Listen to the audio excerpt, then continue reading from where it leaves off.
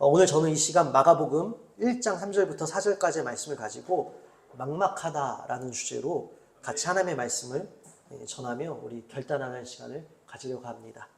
여러분, 우리가 도미노를 해보신 기억들이 있으실 것입니다.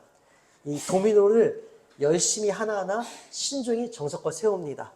여러분, 우리가 도미노를 세우면서 어떠한 일을 기대합니까? 도미노를 우리가 이 시한대로 다 완성해서 세웁니다. 그리고 첫 시작의 도미노를 딱 눕혔을 때 이것이 쭈르륵 눕혀지면서 쫙 눕혀지면서 우리가 원했던 그림이, 우리가 보고 싶었던 그 화려함이 딱 꼽히는 그 순간 우리는 거기서 이 카타르시스, 도파민이 터짐을 느낍니다. 근데 여러분, 도미노를 세우는 일이 쉽습니까? 이 도미노를 세우다가 여러분 하나가 갑자기 뚝 넘어져요. 그럼 어떻게 되죠? 손을 쓸 수도 없이 쭉 넘어지기 시작합니다. 그래서 어떻게 합니까? 중간중간 몇 번 해보신 분들은 지혜를 발휘해서 일부러 이빨이 빠진 것처럼 이 치아가 빠진 것처럼 빼놓죠. 왜요? 넘어져도 다 함께 이만큼까지 넘어질지라도 다음은 쓰러지지 않게. 근데 만약에 우리가 이빨을 빼어놓지 않는다면 멘붕이에요. 도미노는 차르륵 쓰러지고 있죠. 이건 내가 도대체 어디서부터 이걸 손을 대야 되나? 어디서부터 이걸 다시 시작해야 되나? 그 도미노가 차르륵 무너지는 그 순간 그것을 보면서 이걸 어디서부터 내가 손을 대야 되지? 모든 것이 다 무너진 그 순간은 이거 내가 어디서부터 다시 시작해야 되나? 이런 막막함이 찾아왔음을 경험해 보셨을 것입니다. 근데 여러분, 이 도미노를 쌓으면서 도미노를 세우면서 또 이 일련의 과정 가운데 겪는 이러한 막막함, 어디서부터 손을 대야 하나? 어디서부터 다시 시작해야 되나? 이러한 막막함이요, 살면서도 우리 인생 가운데 찾아옵니다. 살면서 우리가 이런 막막한 느낌을 받을 때가 있어요. 이 막막하다, 사전적 정의를 보니 앞이 보이지 않아 답답하고 의지할 데가 없는 느낌. 이 사전적 정의로 막막하다는 이러한 의미라고 합니다. 앞이 보이지 않아 답답하고 의지할 데가 없는 느낌. 우리 고3 수험생들, 여러분들 지금 막막하지 않습니까? 내가 가고 싶은 대학교가 지금 보이질 않아요. 답답해요. 의지하고 싶은데 의지할 데가 없는 것 같아요. 내 성적을 의지하자니 성적은 의지할 때가 되지 않은 것 같고. 여러분, 주님밖에 없지 않습니까? 우리 장년분들 어떠십니까? 우리의 미래, 우리의 노년, 우리의 살림살이, 우리 청년들 취업 앞에 보이지 않습니다. 답답하고 의지할 데가 없고 혼자서 외롭게 싸는 것 같아요. 저의 목회도 때로는 막막해요. 앞이 보이지 않아요. 혼자서 이 외로운 싸움을 묵묵히 해나가는 것 같아요. 그런데도 눈물을 흘리지 못해요. 제가 만약에 찬양하다가 울거나 설교하다가 울면은 또 목사님 무슨 일 있는 거 아니신가? 울고 싶어도 울 수도 없어요. 의연한 척을 해야 됩니다. 그래서 제가 좋아하는 찬양이 있어요. 하나님, 제겐 너무나 힘들고 어려운 순간이 많습니다. 그러나 의연히 버텨야 될 때도 있습니다. 그런 찬양이 있는데, 하나님, 제겐 부끄러운 일이 참 많습니다. 부족한 일도 너무 많습니다. 그러나 의연해야 될 때도 있습니다. 그래서 저도 막막하고 참 의지할 데 없는 것 같고 그렇게 괴롭고 답답할 때도 있습니다. 여러분, 그래서 우리가 앞길이 막막하다 할 때는요, 미래가 불투명해 불안해하다라고 할 때 우리는 막막하다라고 하고요, 살 길이 막막하다 할 때는요, 해결책이 안 보여 답답하다라고 합니다. 이처럼 미래가 불투명하고 해결책이 안 보여 답답한 막막한 순간. 여러분, 이것이 비단 우리만의 숙제일까요? 마가복음이 기록될 당시 그리스도인들이 마주했던 현실은요, 말 그대로 칠흑 같은 막막함 그 자체였습니다. 여러분, 이 마가복음이 기록될 당시, 그리고 기록된 후에 이 말씀을 처음 읽은 독자들은 어떠한 시대 속에 살고 있었나요? 이 로마의 당시의 황제였던 네로 황제, 우리가 역사적으로 알 수 있죠. 세계사를 보면 이 로마에서 큰 대화재가 발생하고 이 대화재의 책임을 누구에게 돌립니까? 그리스도인들에게 돌립니다. 그래서 기독교 대박해가 일어납니다. 물론 대화재가 일어나기 전 시점부터 네로 황제의 이 기독교의 박해는 이미 시작이 되었습니다. 그래서 이 마가복음이 기록될 당시, 그리고 마가복음이 기록된 후에도 이 그리스도인들은요, 끔찍한 대박해 속에서 핍박과 곤욕과 수치와 모욕과 치욕을 당하고 있었습니다. 여러분, 믿음을 지키기 위해서, 예수님을 믿기 위해서는 목숨을 걸어야 하는 시대가 바로 이때였다는 것입니다. 얼마나 막막했을까요? 저 로마의 이 제국은, 이 찬란한 로마의 제국은 언제 무너질 것인가? 언제 이 로마의 제국이 무너지고 메시아는 오실 것인가? 언제 메시아가 오셔서 이 로마 제국을 무너뜨려 주실 것인가? 유대인들은 늘 메시아만을 그래서 기다렸습니다. 여러분 참으로 막막하죠. 눈 씻고 찾아봐도 기댈 곳 하나 없는 오늘 우리가 본문으로 읽을 그 광야, 바로 그 한복판이 여러분 이들이 겪는 실상이었습니다. 오늘 우리가 이 본문 한번 읽어볼까요? 함께 읽겠습니다. 광야에 외치는 자의 소리가 있어 이르되 너희는 주의 길을 준비하라. 그의 오실 길을 곧게 하라. 기록된 것과 같이 세례 요한이 광야에 이르되 죄 사함을 받게 하는 회개의 세례를 전파하니. 아멘. 여러분 오늘 본문에서도 광야가 3절 4절에서 2번 등장합니다. 당시 그리스도인들이 처한 상황은요, 막막한 그 자체, 광야 그 자체였습니다. 어디 하나 내가 은폐할 수도, 엄폐할 수도, 보호할 수도, 숨을 수도 없는 그냥 황량한 그 자체. 모든 위험과 그 모든 그 염려와 걱정과 또한 공격과 박해로부터 노출된 그 상태. 광야 그 자체였습니다. 그런데 여러분, 그 막막한 그 광야 한복판에 한 줄기 강력한 빛이 떨어집니다. 그 빛은 바로 마가가 전한 기쁜 소식. 오늘 앞으로 우리가 주일마다 나눌 바로 이 마가복음입니다. 여러분 복음은 기쁜 소식이죠. 복음은 예수 그리스도이죠. 예수 그리스도의 복음이 그 한복판으로, 그들의 막막한 광야 한복판으로 떨어졌습니다. 예수님의 생명의 빛이요, 그들의 막막함을 비추니 그들의 어둠이 걷히기 시작합니다. 그리고 오늘 우리에게도 여러분 그 빛이 임하셨습니다. 예수님의 생명의 빛이 오늘 우리를 비추고 계십니다. 여러분 막막하십니까? 막연하십니까?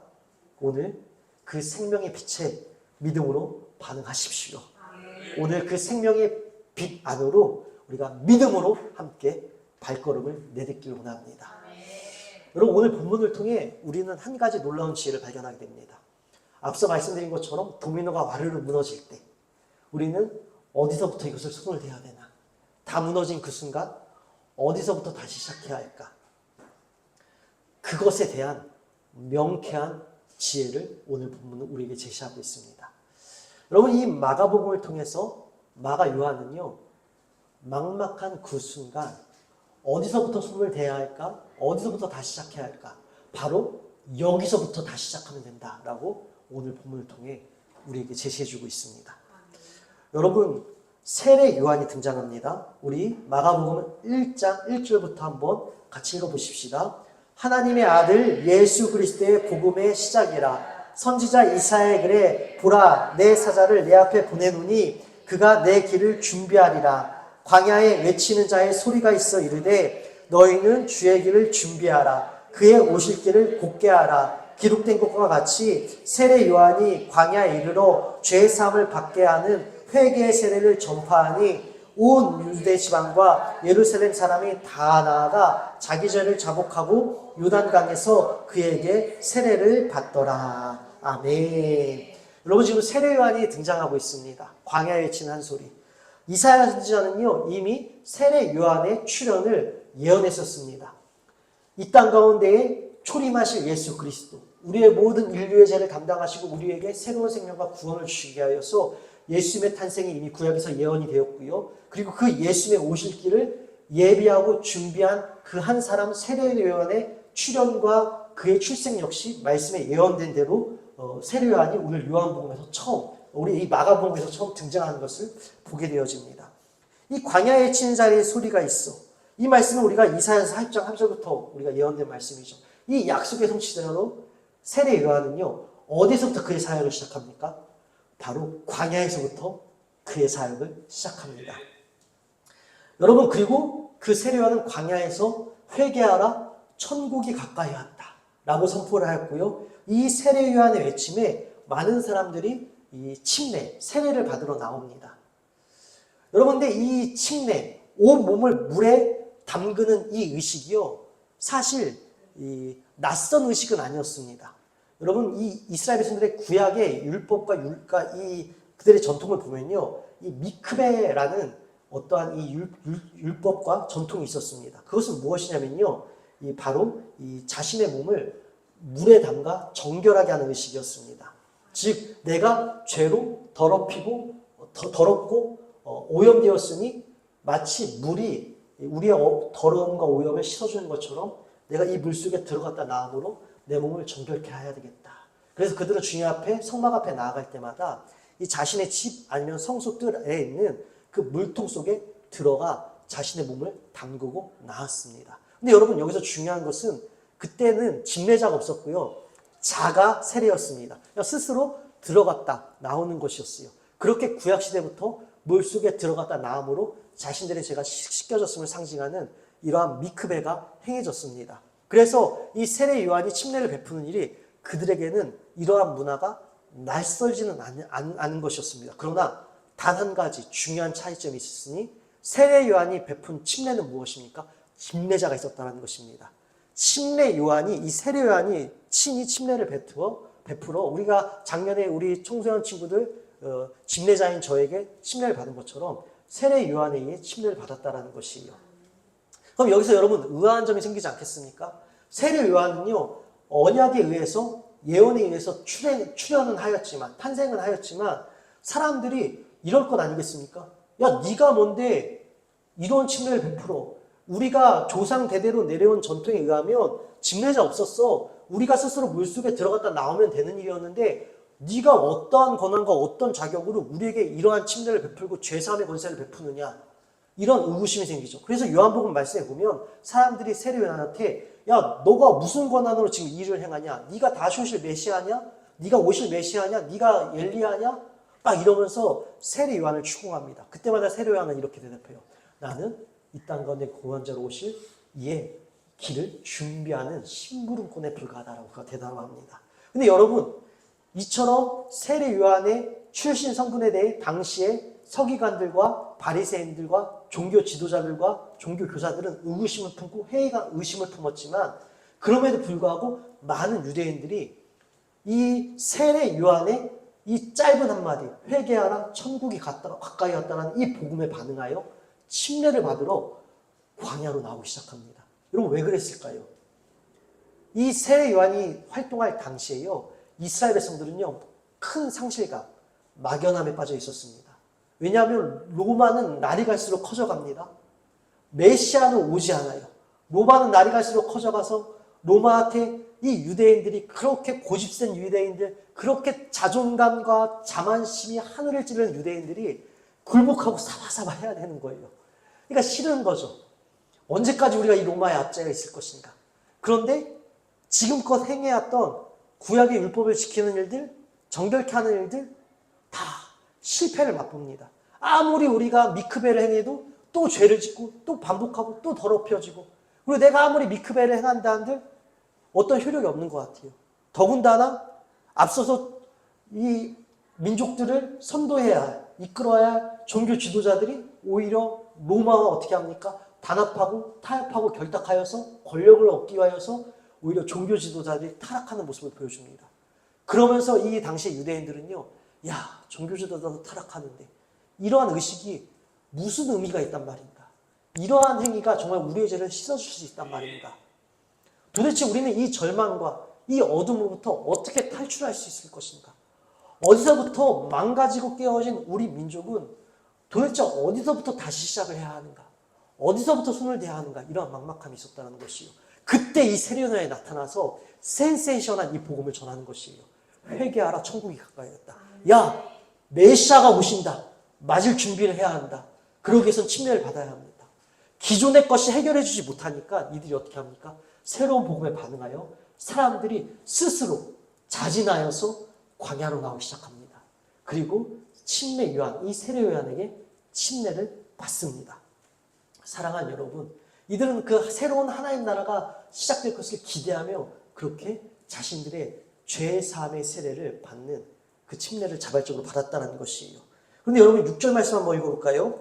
요한은 낙타털 옷을 입고 허리에 가죽들을 띠고 메뚜기와 석청을 먹더라. 그가 전파하여 이르되 나보다 능력 많으신 이가 내 뒤에 오시나니 나는 굽혀 그의 신발끈을 풀기도 감당하지 못하겠노라. 나는 너희에게 물로 세례를 베풀거니와 그는 너희에게 성령을 세례로 베푸시리라. 아멘.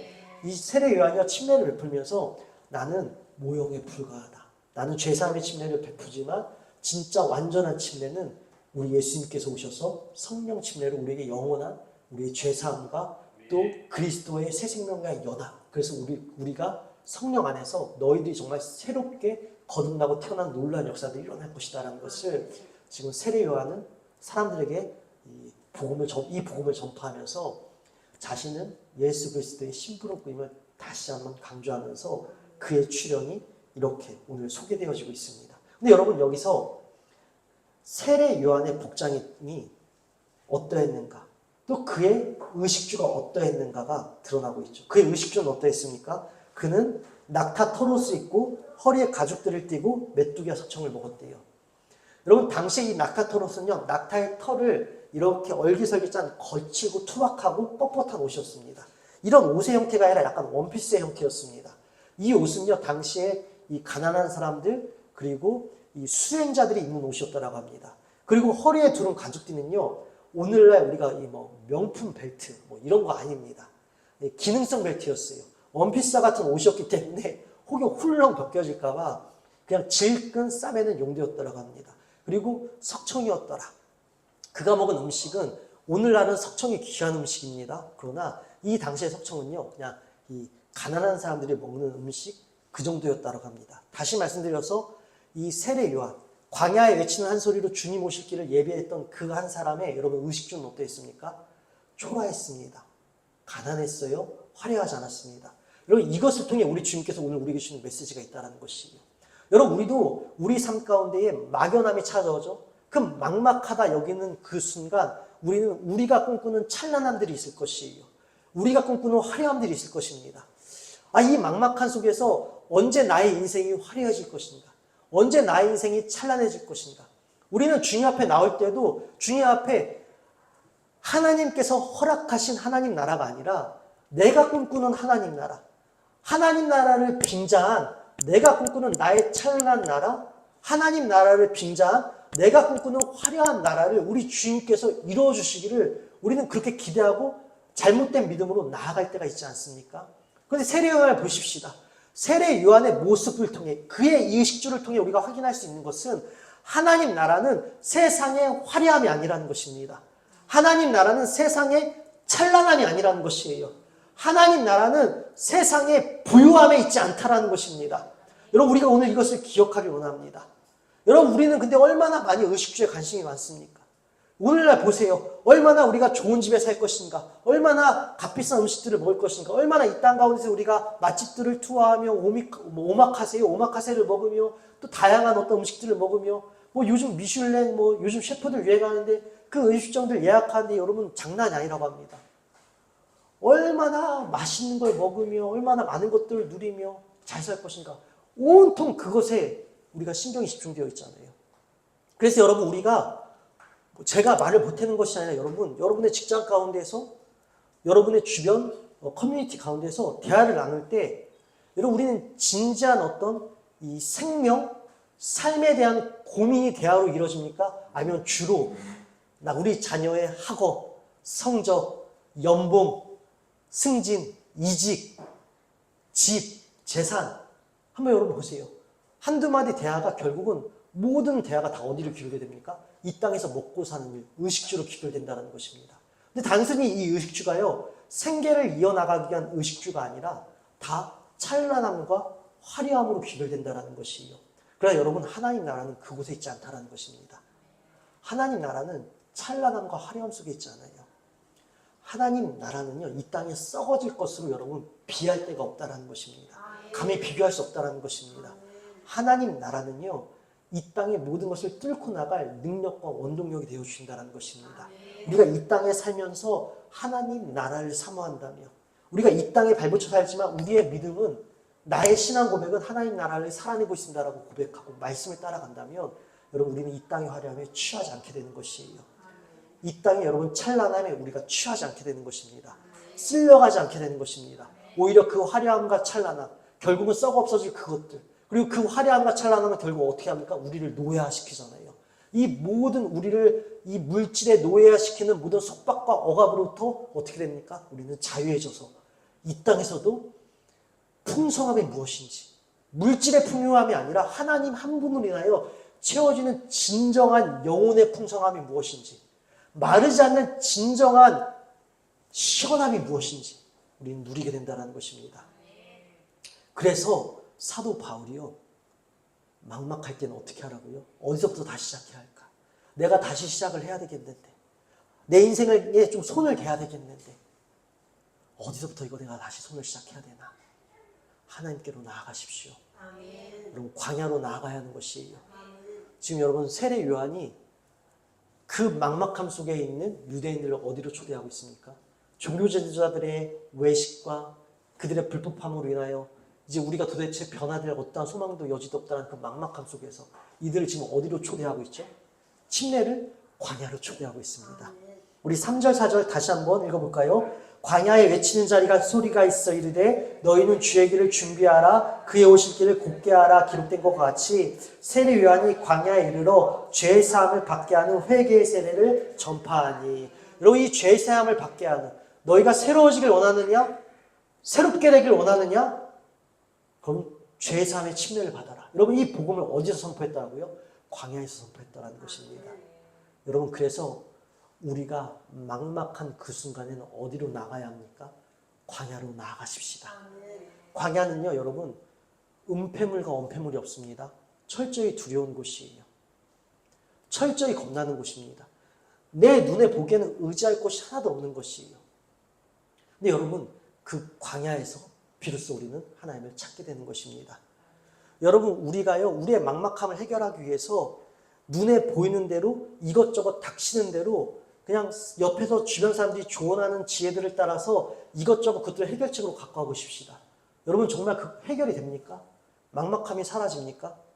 마치 그것은요, 소위 카드깡을 한다라고 하죠. 돌려막는 것처럼 우리가 여기에 지금 결함이 생기고 여기에 구멍이 생기고 여기가 막막하니까 눈에 보이는 대로 닥치는 대로 급한 대로 불을 끄자는 심정으로 이것저것 들리는 대로 눈에 보이는 대로 열심히 애를 쓰고 수고를 하지만 돌아보면 해결되는 건 하나도 없고요.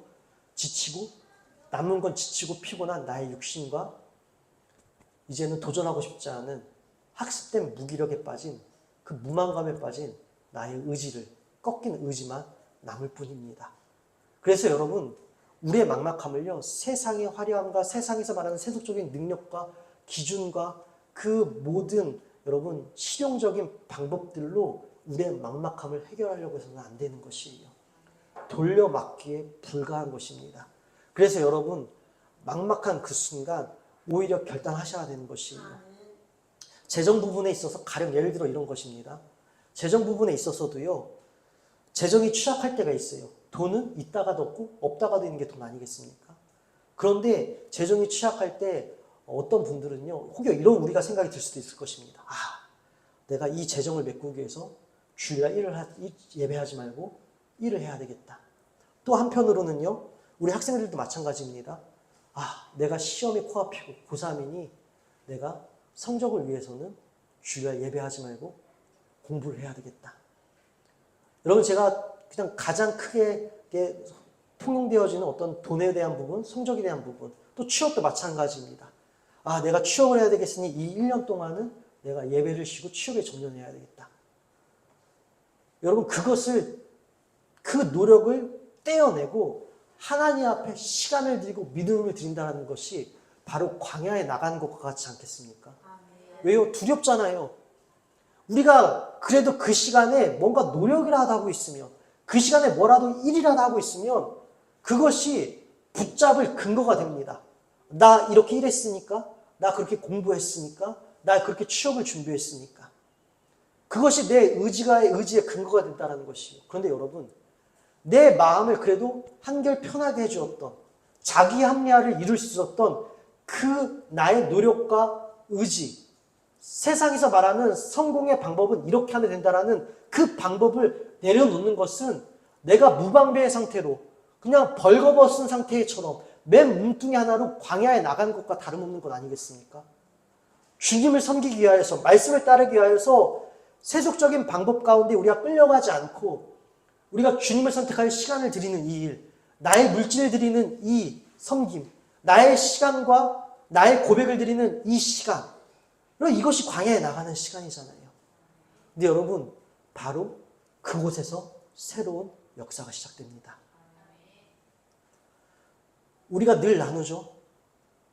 이 땅에 물질에 관한 모든 유한한 것들, 유한한 재화들이요, 여러분 우리 어려움을 다 해결해 줍니까? 해결해 주지 못하여. 그러나 하나님은 해결해 주십니다. 하나님이 마치 도깨비 명망이를 휘둘러 주셔서 우리가 원하는 걸 다 들어주셔서 제가 해결해 주신다라고 말씀드린 건 아닙니다. 얽매이지 않게 해주신다는 것입니다. 뛰어넘게 하신다는 것이에요. 그것과 상관없이 행복하게 하시고, 그것과 상관없이 우리로 하여금 기쁨을 누리게 하시고, 그것과 상관없이 하나님 나라를 소망하게 하신다는 것이에요. 이것이야말로 진정한 하나님 나라 아니겠습니까? 그래서 여러분, 우리가 막막할 때, 다시 시작하고 싶을 때, 손을 대고 싶을 때, 그때 주님께로 나가십시오. 내가 노력했던 의지들 내려놓고, 내가 붙잡고 근거 삼았던 모든 세속적 방법의 성공의 기준들 내려놓고, 해결의 방법들 내려놓고 우선순위를 분명히 하여 먼저 주님 앞에 서십시오. 막막하고 두렵습니다. 그러나 그 광야 속에서 새로운 역사가 시작되는 것입니다. 세례 요한이 광야에 등장한 이유가 바로 여기에 있습니다. 세례 요한이 광야에서 복음을 시작한, 그 광야에 외친 한 소리로 광야에서 복음을 시작하는 이유가 바로 여기에 있습니다. 야 유대인들아, 너희들의 종교 지도자들이 타락했니? 지금까지 너희들이 했던 모든 의식들이 어떠한 효력도 없는 것 같니? 광야로 와라. 그것들 의지하지 말고 주님 앞에 서라. 광야에서 다시 시작해라. 광야에서 새 역사가 펼쳐진다. 여러분, 그래서 세례 요한은 광야에 외치는 한 소리로 그의 사역을 시작한 것입니다. 여러분, 우리가 저번 주 말씀에서 이어지는 부분입니다. 우리가 마가복음 1장 1절 한번 다시 읽어볼까요? 하나님의 아들 예수 그리스도의 복음의 시작이라. 아멘. 여러분, 예수 그리스도의 복음의 시작이라. 복음의 시작이라. 이 시작이란 헬라어가요, 여러분 어떤 단어가 같다고 말씀드렸습니까? 우리가 창세기 1장 1절 하나님께서 이 땅을 천지 창조하실 때에, 말 그대로 무에서 유를 창조하실 때 어떻게 말씀을 시작하셨죠? 태초에 하나님이 천지를 창조하시느니라. 그렇게 하나님의 한 말씀으로 무에서 유로 이 땅의 모든 것들이 창조가 시작되었습니다. 그때 여러분, 태초에라는 이 단어, 이 구약성경, 이 창세기는 구약성경이기 때문에 여러분 히브리어로 기록되었다고 말씀드렸습니다. 근데 이 히브리어를요, 읽으려면 당시의 로마 사람들은 헬라어로 번역을 해야지 읽을 수 있는 거 아니겠습니까? 우리가 마치 영어를 우리나라 말로 읽으려면 한글로 번역해야 하듯이 히브리어로 번역된 구약성경을 당시의 로마 사람들 읽으려면 헬라어로 번역을 해야 됐단 말입니다. 그때 여러분, 이 태초에라는 단어를, 이 히브리어를 헬라어로 번역한 단어가 바로 오늘 복음의 시작이라, 이 시작이라는 단어와 일치한다는 것입니다. 그리고 이것이 의미하고 증명하는 바가 무엇입니까? 무에서 유를 창조하신 하나님의 사역이 예수 그리스도를 통하여 다시 이 땅에서 새롭게 시작된다는 것입니다. 무에서 유를 창조하신 하나님의 놀라우신 사역이 다시 한번 예수 그리스도를 통하여 새롭게 창조의 역사가 벌어진다는 것입니다. 그래서 다시 시작하고 싶을 때에는, 우리가 다시 일어나고 싶을 때 어디서부터 손을 대야 될지 모르는 그 막막한 상황 가운데에서는요, 여러분, 우리가 주님보다 의지하고 주님보다 사랑했던 것들 다 내려놓고 먼저 주님 사랑하고, 먼저 내가 주님을 믿습니다, 주님의 말씀을 따르겠습니다, 주님 앞에 시간과 마음을 들여 그 광야로 나오는 것이에요. 두렵더라도 그 광야에 나와 주님을 바라볼 때, 주님을 붙잡을 때 여러분 어떠한 역사가 일어날까요? 세상이 줄 수도 알 수도 없는 놀라운, 하나님께서 무에서 유를 창조하시던 그 놀라운 창조의 능력이 우리 삶 가운데도 동일하게 나타날 줄로 믿습니다. 예수님은 우리에게 새로운 창조를 행하여 주시는 분이십니다. 예수님께서 십자가에 이루신 일 중에 가장 놀라운 일이 무엇입니까? 죄인된 우리를 다시 거듭나게 해주셨잖아요. 다시 새롭게 태어나게 해주셨잖아요. 예수님을 믿는 그 순간 우리의 옛사람, 사망의 죽음을 가진 우리들은 십자가에서 죽어지고, 왜요? 예수님이 우리의 죽음을 가져가셨잖아요. 대신 죽어주셨잖아요. 그리고 예수님과 함께 우리는 십자가에서 새롭게 태어났잖아요. 우리의 인생이 새롭게 태어나는 것입니다. 우리가 흔히 이번 생은 망했고 인생 2막을 기다린다라고 하죠. 여러분, 예수님 안에서 우리는 언제든 새롭게 다시 시작할 수 있습니다. 왜요? 우리 예수님은 광야에서, 그 광야에서 새 창조의 역사를 나타내 주신 분이십니다. 그러하게 사랑하는 여러분, 세상의 화려함, 세상에서 말하는 능력, 찬란함을 꿈꾸지 마십시오. 그것들을 위하여서, 내 삶의 막연함을 해결하기 위하여서 세상의 성공의 방법들을 붙잡지 마시고, 두렵더라도, 걱정되더라도, 세상 사람들이 우리에게 손가락질하고 놀릴지라도 주님 앞에 믿음으로 나아가십시다. 아멘. 그 광야에 서십시다. 아멘. 아마 놀림 많이 받으실 거예요. 야, 예수님 믿어서 뭐 잘 되는 거 있어? 예수님 믿어서 성적 올라가니? 너 예배에서 좋은 대학 갔니? 못 갔잖아. 성적 떨어졌잖아. 취업 안 됐잖아. 여러분, 이런 조롱의 소리들이 있을 것입니다. 여러분, 그것이 완전히 다 해결해 줍니까? 취업이, 성적이, 여러분, 이직이, 승진이, 많은 연봉이 여러분 우리의 삶을 책임져 줍니까? 책임져 주지 못해요. 우리 주님만이 완전히 책임져 주십니다. 그 역사가 어디에서 시작됩니까? 광야. 내가 주님만 의지하는 그곳. 내가 주님만 바라보는 그곳. 주님 다 내려놓습니다. 세상 방법 의지하지 않겠습니다. 세상 사랑하지 않겠습니다. 주님만 사랑하겠습니다.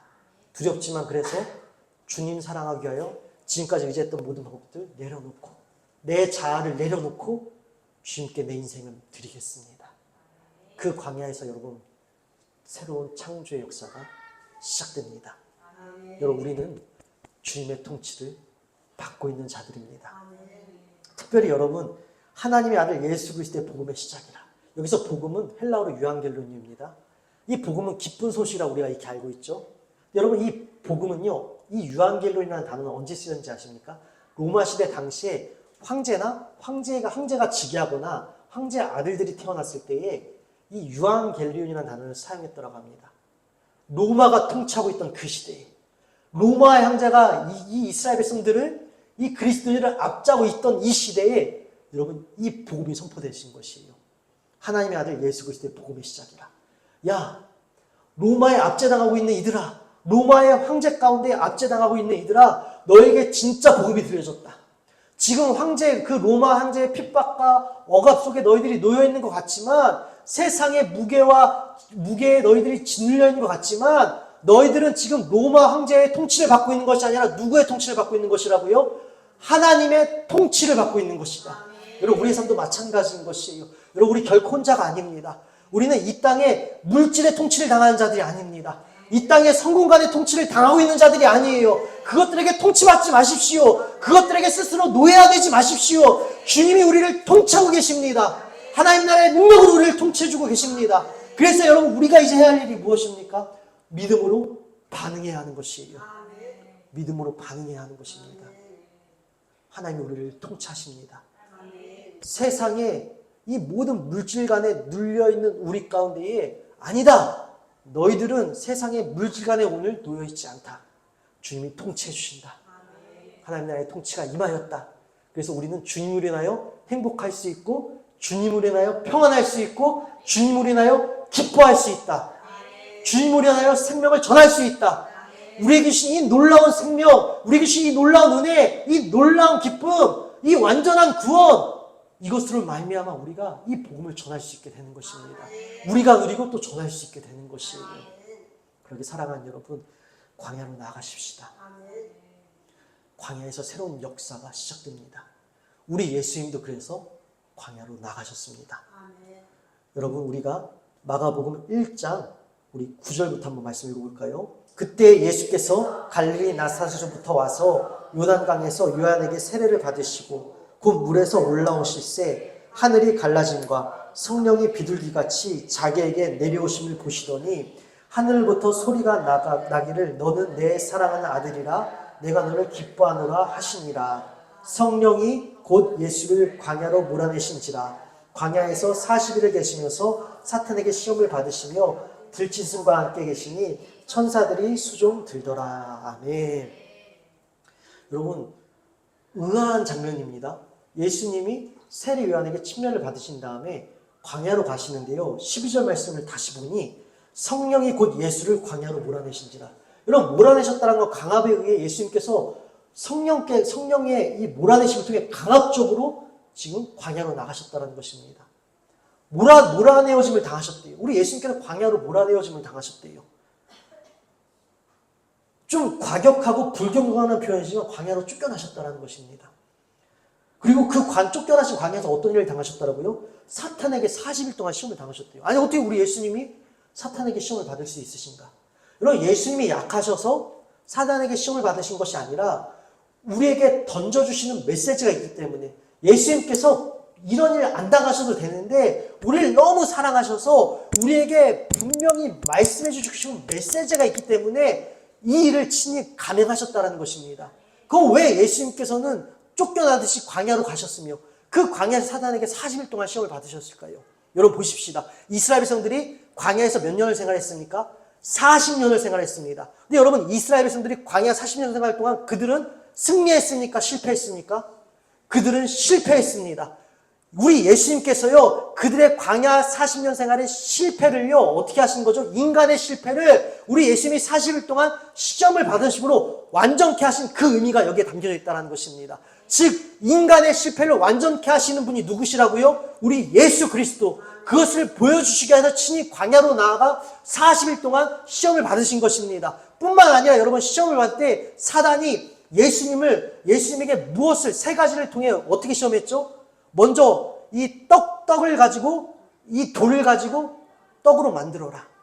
또 어떻게 합니까? 저성소에서 떨어져 봐라. 천사들이 받쳐줄 거 아니냐. 세 번째로 세상 모든 영광 너에게 줄 테니 나에게 굳게 절하라. 그리고 예수님을 3번을 시험하잖아요. 근데 여러분, 그 당시 예수님이 40일 동안 금식하시면서 계셨던 상태이기 때문에 배가 고프신 상태였습니다.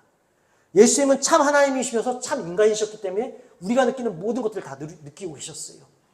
40일 동안 금식하면 배고픈 예수님에게 사단이 저 돌로 떡을 만들어 보거라. 너가 그런, 예수님에게 감히 사단이 그런 능력이 있으면 그렇게 해봐라. 지금 이러고 있는 것이에요. 근데 여러분, 이것도 세리요한의 의식주와 마찬가지입니다.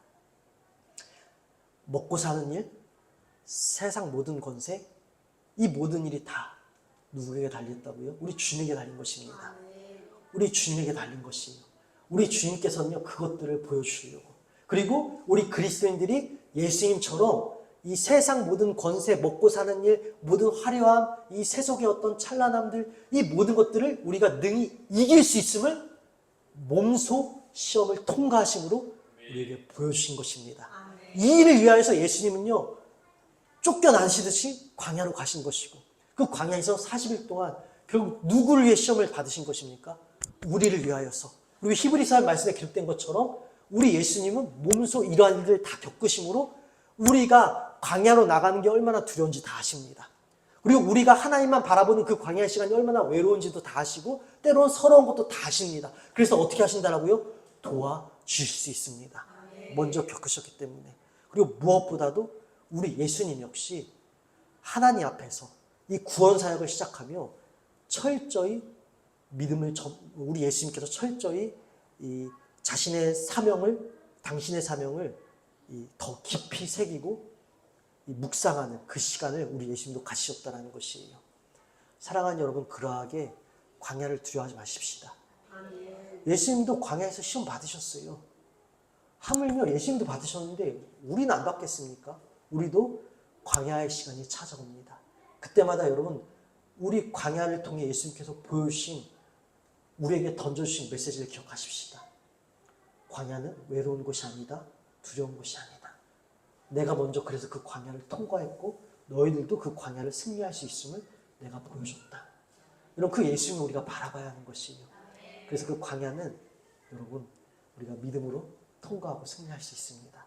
광야 가운데 오는 모든 유혹들을 어떻게 할 수 있다라고요? 우리는 이길 수 있습니다. 예수님이 이기셨고 이기신 예수님께서 우리를 도와주십니다. 그래서 여러분, 광야에서 예수님 의지하셔야 하는 것이에요. 더 나아가 우리 예수님이 그러셨던 것처럼 우리도 여러분, 삶 속에서 자발적으로 우리도 광야에 나가야 합니다. 광야에 나가야지 비로소 우리가 온전히 하나님을 바라보게 됩니다. 광야에 나가지 않는다면 여러분 우리는 하나님을 의지하지 않아요. 세상에 취해 있고 휩쓸려 있고 정신 못 차리고 세탁해서 빙글빙글 돌아가듯이 그냥 우리도 그 안에서 정신 못 차리고 있을 것이에요. 그곳에서 여러분 어떻게 해야 할까요? 두렵지만 떨리지만 자발적으로 광야로 나아가 주님을 바라봐야 할 줄 믿습니다. 그리고 그 광야에서 예수님께서 새롭게 우리에게 행하실 놀라운 일들을 기대하시기를 주님의 이름으로 축원드립니다. 그러하게 사랑하는 여러분, 낮아짐을 두려워하지 마십시오. 깨어짐을 두려워하지 마십시오. 몸소 우리를 위해 친히 낮아신 예수님이 우리를 도와주십니다.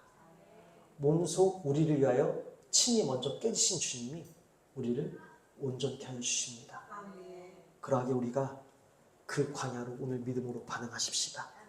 우리 14절 말씀 함께 읽도록 하겠습니다.